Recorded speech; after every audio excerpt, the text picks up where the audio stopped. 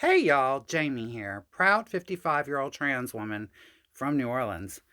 So, where last I left off? Well, I was very young and I had run away with two boys and we were headed to Hollywood. We were leaving Arlington, Texas, outside of Dallas, and we were headed towards Fort Worth. We were going to Hollywood. We were leaving Texas and we were drinking.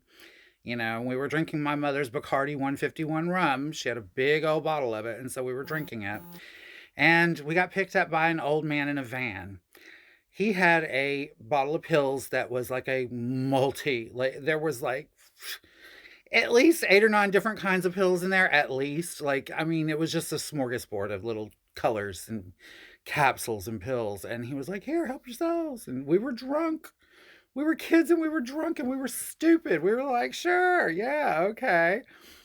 I took like three or four pills different ones, had no fucking clue what they were.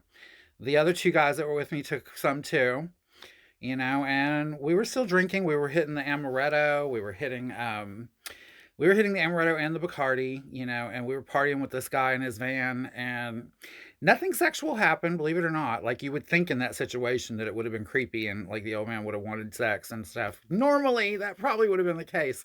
And in a van too, like it was a cargo van too. Like, that's a big no-no for hookers. But anyway, I digress. So yeah, we ended up getting out of the van.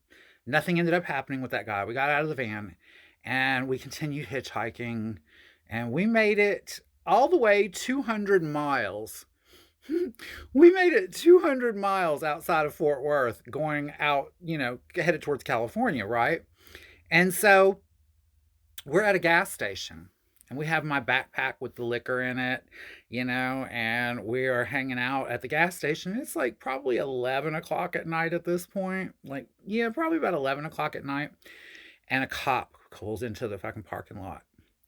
And our little hearts drop because we're fucked up. Like, we are blitzed. And so our story was going to be we were camping.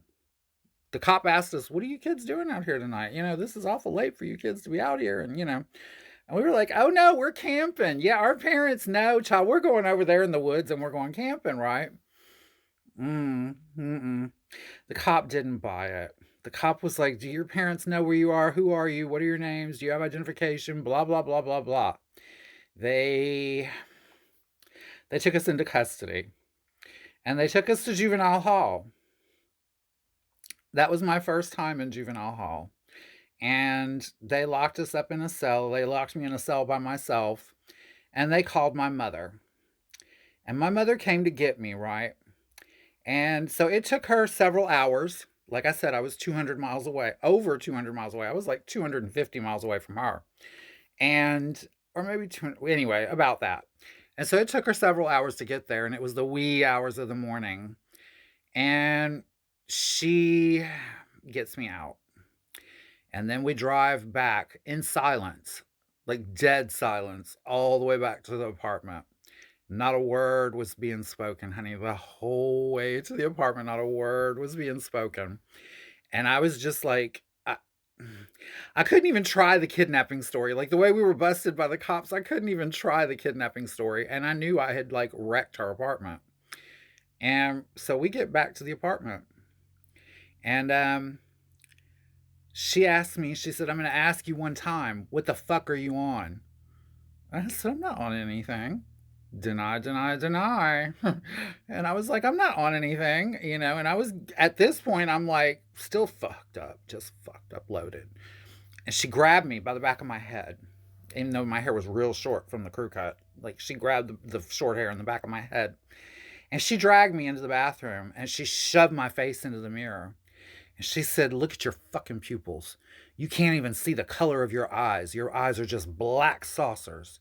She said, What the fuck are you on? And I was like, I'm not on anything. And then I broke free, right? And I went into the kitchen.